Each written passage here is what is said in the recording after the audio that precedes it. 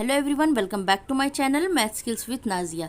देखिए, आज हम लोग करने जा रहे हैं सरलीकरण। ठीक है, हिंदी में कहेंगे सरलीकरण, इंग्लिश में कहेंगे सिंप्लीफिकेशन। ठीक है,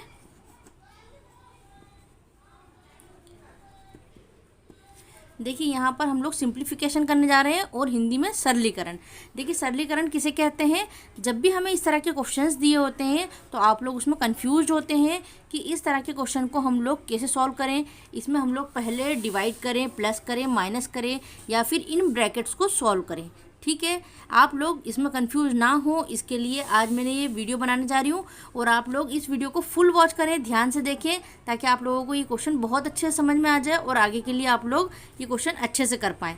तो चलिए वीडियो को स्टार्ट करते हैं। यहाँ पर सबसे पहले फर्स्ट क्वेश्चन जो दे रखा है, देखिए इस तरह के क्वेश्चन में जब भी हमें दे रखे होते हैं तो उसके लिए हमें बोर्ड मास का रूल समझना होता है। ठीक है, क्योंकि इन क्वेश्चन में बोर्ड मास का रूल ही अप्लाई होता है। ठीक है, अगर बोर्ड मास का रूल आप लोगों ने एक बार समझ लिया तो आप लोग इसका कोई भी टफ भी क्वेश्चन होगा तो आप लोग बहुत अच्छे से कर पाएंगे इस तरह के क्वेश्चन को।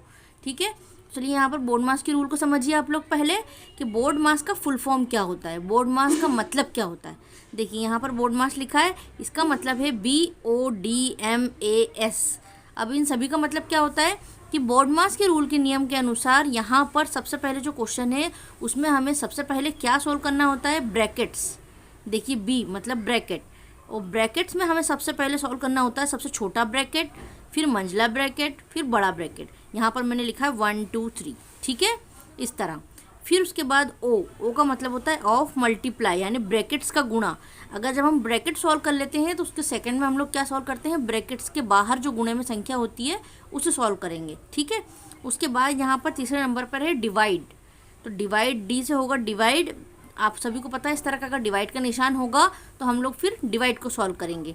फिर उसके बाद सॉल्व करेंगे एम मल्टीप्लाई, यानी गुणा को सॉल्व करेंगे। ठीक है, उसके बाद यहाँ पर होगा ए एडिशन। उसके बाद हम सॉल्व करेंगे एडिशन को, यानी प्लस को।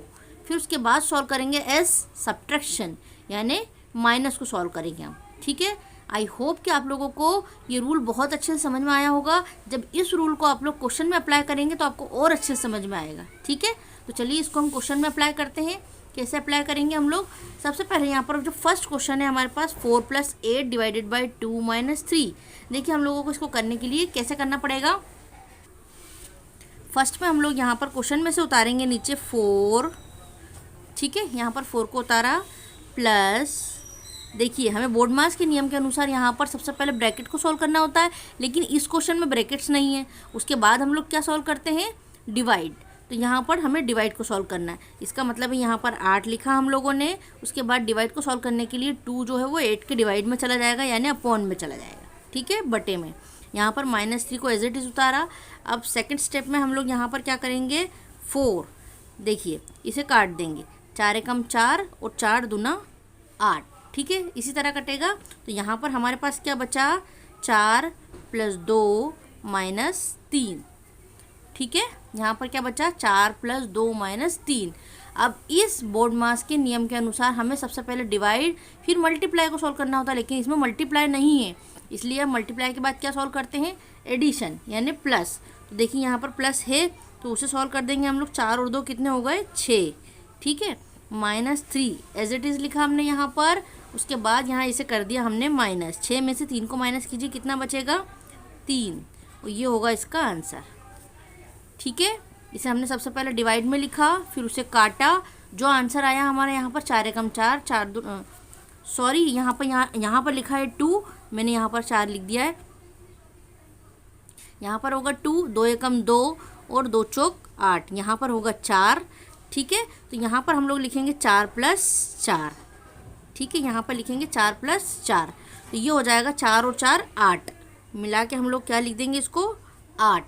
ठीक है, -3, 8 में से 3 को माइनस किया हमने, क्या बचेगा यहाँ पर, 5।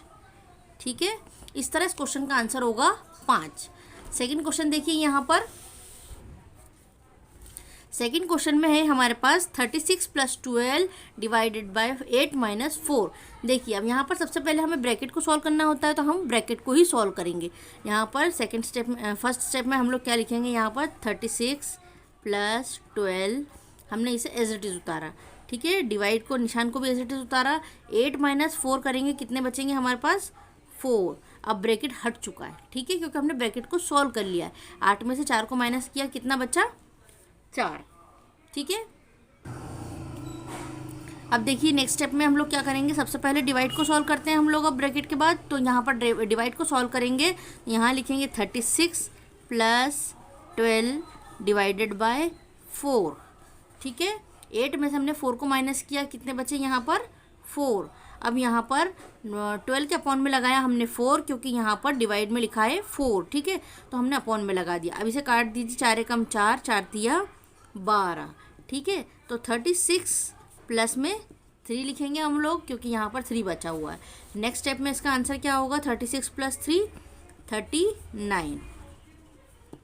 आई होप कि आप लोगों को इस क्वेश्चन के हिसाब से ये रूल बहुत अच्छे से समझ में आया होगा। नेक्स्ट क्वेश्चन देखिए, आप लोगों को ये रूल और अच्छे से समझ में आ जाएगा और ये क्वेश्चन बहुत अच्छे से सॉल्व करना भी आ जाएंगे। देखिए यहाँ पर जो है ये वाला क्वेश्चन है, इसमें ब्रैकेट्स भी दे रखे हैं, ठीक है।